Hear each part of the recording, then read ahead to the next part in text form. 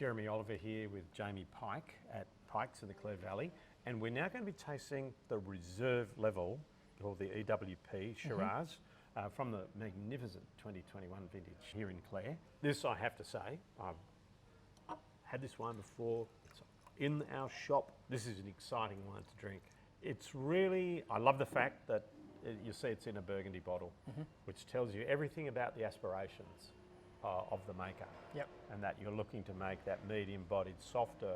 I'm old enough to be able to call it the old-fashioned Australian Burgundy style, which I remember we were calling wines by that name into the 70s. But this is just something truly special. What are you doing? What have you guys done, Jamie, that is different to make this style from a technical perspective to create this softer version of Clare Valley Shiraz?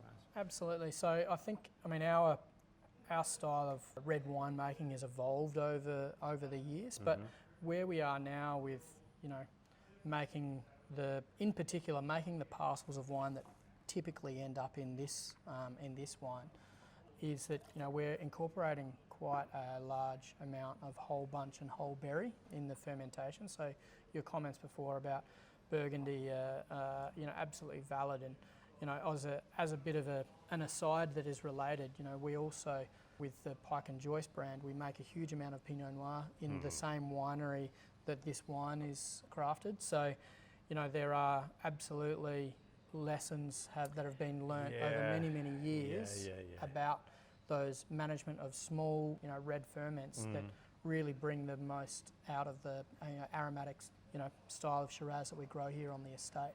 Yeah. So this is named E.W.P. It's actually named after my grandfather, Edgar Walter Pike, and he was actually a vigneron in the southeast and Langhorne Creek areas before my dad and my uncle were in the industry. And it was really because of Edgar that I guess they followed in his footsteps and became entwined or encaptured by the wine industry. Well, just about every drinker of Australian Riesling and should sort of tip their hat if they wear such things anymore at some time of the year to Edgar. Absolutely. But also, this wine, being an unashamed fan of wines that are more approachable, more balanced, but still are made with no compromise in terms of depth of flavour and perfume. They don't have to be heavy-handed and chunky and clunky, as this shows.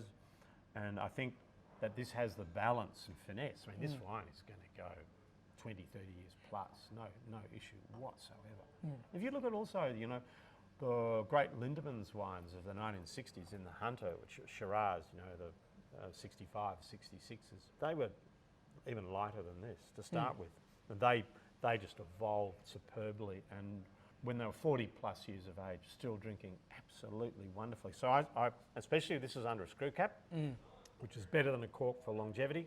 This is something that you can enjoy right away, as we're doing, or you can stick down if you want to buy a present for a child or a 21-year-old or whatever, for them to open at a significantly later time in their life. You can do that easily with the E.W.P from Pikes 2021, and you can also buy it from our shop here at Oliver's Wines.